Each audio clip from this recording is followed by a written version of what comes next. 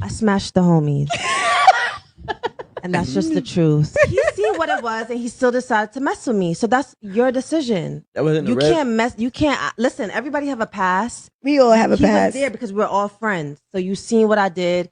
You chose to still with me. He's seen what you did. 4 of them hit before 1 of them cuffed. Yes. Basically. And he knows that all 4 of them hit. I will never lie.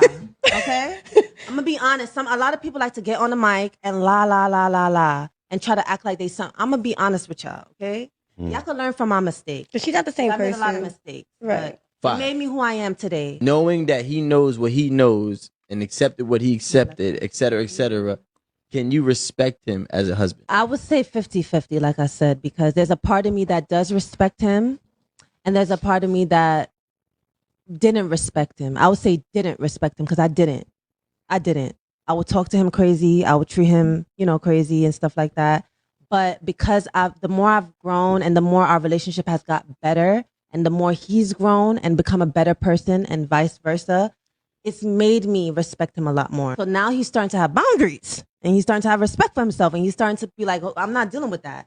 You're not going to come around with that. So now I'm like, okay, you got it. So it's making me respect him more because he's starting to have confidence and high self-esteem and stuff. Like I said, we trauma bond. Ooh-wee. Listen, hey guys, welcome to Dark Arts Podcast. You already know what it is, your favorite dating and relationship coach. Listen, we're going to keep it all the way 100. Listen, she smashed all 4 friends of this young man, and then he ended up wifing her. Now, you're probably thinking, mad. The fact that he wifed her after he smashed the homies, that's where he made a mistake. I know you're thinking that, but don't get caught up on that. Now that part was messed up. Can't lie to you. That part was messed up. But don't get caught up on that, because that's not the most important part. You understand what I'm saying to you? It's what she said at the very end, and I'm going to break it down for you. The whole point about relationships is this. As a man, you need your respect, right? The moment a woman doesn't respect you, that relationship is done. Now, a woman who has smashed your homies and then you wife her, yeah, it's going to taint your respect in that area because you're the 5th one in the line. You weren't the first, you're the 5th, which means she gone for a couple of them first before it got to you. Now, why were you the 5th one? And why were you the one that wanted to wife it? Right? Now, that's another question in itself. But the reality of the situation, in this situation, she says something very, very key. And if you can pay attention to it, it will help you in any relationship, right? Let's just go slightly backwards on what she said. Like, let's just listen to what she said. There's a part of me that does respect him, and there's a part of me that didn't respect him. I would say didn't respect him because I didn't. I would talk to him crazy. I would treat him, crazy and stuff like that. But because the more I've grown and the more our relationship has got better and the more he's grown and become a better person and vice versa, it's made me respect him a lot more. So now pause it right there. What she just said there, crazy, first of all, when she was talking the wickedness and the madness to him. Do you know why she was talking the wickedness and madness to him? Because he doesn't have respect for himself. So if you don't have respect for you, she gonna talk wickedness and bad to you. Listen, here's what I learned. When I was younger, I remember I heard some past partners, and I saw how they treated the bad man that they were with, and I saw how they treated me. And I need to ask myself, why is it that when you're with me and I'm giving you the love and appreciation and I'm caring for you and he treated you badly, you don't ever talk wickedness and bad to him, but you talk wickedness and bad to me. Do you know why they were talking wickedness and bad to me? They were talking wickedness and bad to me because I had a lack of self-respect for myself. When they're talking wickedness and bad, I don't have effective boundaries. I don't even like saying I hate the term put you in a place. I don't know how to let you know, listen, what you're saying right now is off the cuff and it's disrespectful. And I won't stand for it. People need to know there's consequences to their action. Right? And that you're willing to walk away. The problem is she knows you're not willing to walk away. The problem is she knows that you're going to be there regardless of whatever. Let me tell you something about women, right? If you give them enough excuses to move mad, they'll move mad. Because they don't feel safe when you don't keep good, effective boundaries around them. When you want them, and listen, it's not about love. See, sometimes we confuse love, with pathetic behavior. Meaning we confuse like, I love her, I cared about her, and while she's moving mad, you don't hold her accountable. Right? Because she was talking wickedness and bad before this whole situation. So when she got with you, you should have let her know from the jump. Listen, hey, let me be honest with you. I don't play that thing where you talk wickedness and bad. Can I be honest with you? The moment you talk to wickedness and bad, I'm out. I've told you this already. Let me tell you what happened to one of my ex-girlfriends. I remember there was a situation that happened, right? And I told her, listen, if you do this thing, I'm done. I can't lie to you. Don't play with me. You know what I'm saying to you? You're going to nuke this relationship. The girl ended up doing the very thing. What did I do? I'm done. Now, did I go back? Yes. But that actually was about a month or two later. The relationship was done. I just couldn't do it. I said I tried to go back on my word just to see. And I was like, no, I said it and I meant it. If I say something, I need to mean it. If I say I'm going, I'm going. If I say that I'm not doing it, I'm not doing it. And that's the end of the situation. Because one thing I'm not going to do is play with my respect. And so as a man, you can't play with your respect. Now, when you're younger, and a lot of us haven't really had the good teaching that we need, a lot of us don't realize we need that respect. We think that by loving the person and not saying anything, we are creating this great environment where the woman's going to love you. No, she was already disrespectful because she slept with 4 of your man them. Yeah? And you're the 5th in line. And she's probably thinking, okay, fifth in line, I'm going to move on and go on. You decided you wanted to keep her, but you didn't allow her to know there's a culture and rules that you obey by.